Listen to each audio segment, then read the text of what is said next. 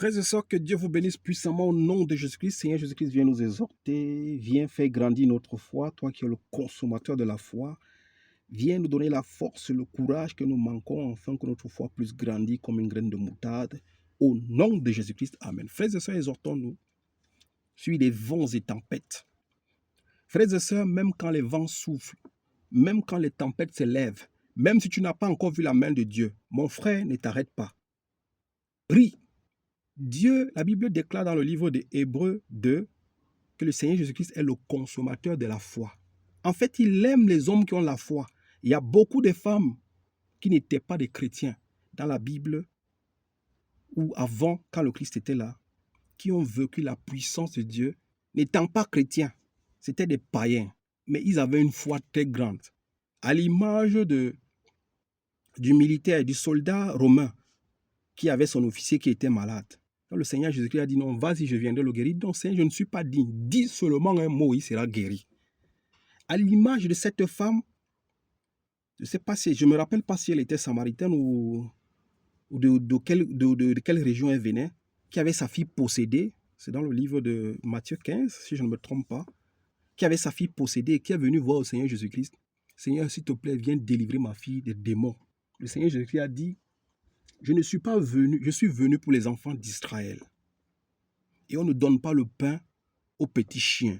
Cette femme a répondu au Seigneur Jésus-Christ, oui, mais les petits chiens mangent les miettes qui tombent sous la table. Le Seigneur Jésus-Christ lui a dit, waouh, que ta foi est grande, qu'il te soit fait selon ta foi. Et on dit, sa fille était délivrée de ces démons parce qu'elle avait une foi grande.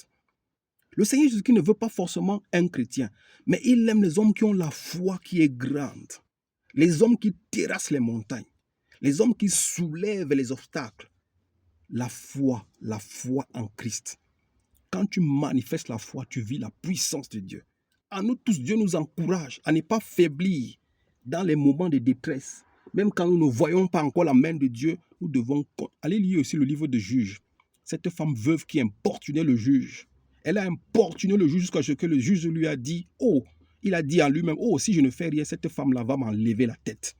Ce juge lui a donné ce qu'elle demandait. Et le Seigneur Jésus-Christ dit, si un juge païen, à cause de l'importe, à cause de la pression que cette femme lui met, peut accorder à cette femme son droit, combien de fois Dieu ne vous donnera pas l'esprit? Frères et sœurs, il faut importuner Dieu avec les prières, même quand ça ne va pas. Reste, continue à prier, continue à jeûner, continue, ça va venir.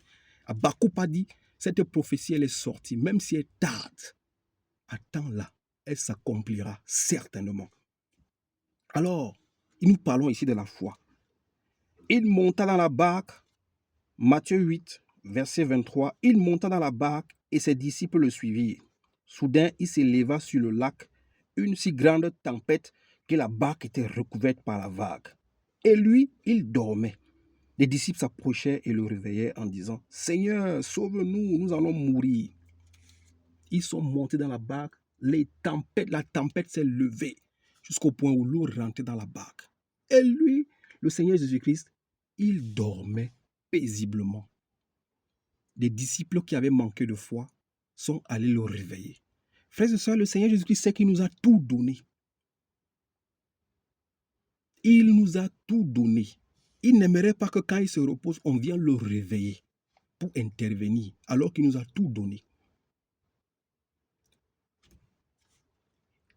Les disciples s'approchèrent et le réveillèrent en disant, « Seigneur, sauve-nous, nous allons mourir. » Et il leur dit, « Pourquoi êtes-vous si craintifs, hommes de peu de foi ?» Alors il se leva, menaça les vents du lac et il y eut un grand calme. Frères et sœurs, le Seigneur Jésus-Christ nous a tout donné. Et il attend de nous qu'on manifeste la foi que nous avions en lui. Et c'est alors que sa puissance va s'accomplir. La Bible déclare qu'il est le consommateur de la foi. Devant les tempêtes et les vents, nous ne devions pas faiblir. Nous devions prendre autorité à son nom et demander aux vents et tempêtes de cette terre.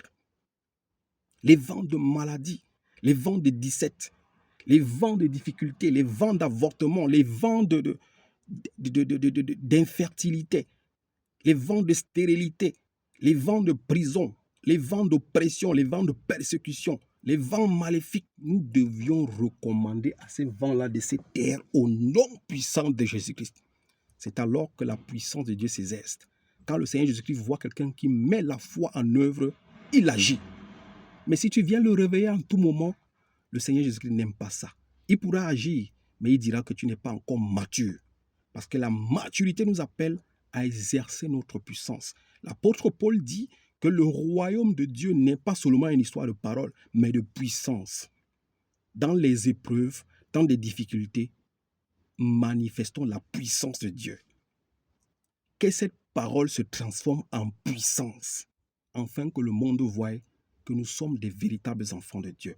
Alors mon frère, toi qui traverses les vents, les tempêtes, les déserts, les difficultés, ne faiblis pas. Les maladies, les obstacles, les problèmes, ne faiblis pas. C'est le moment de mettre ta foi en épreuve et d'importuner Dieu.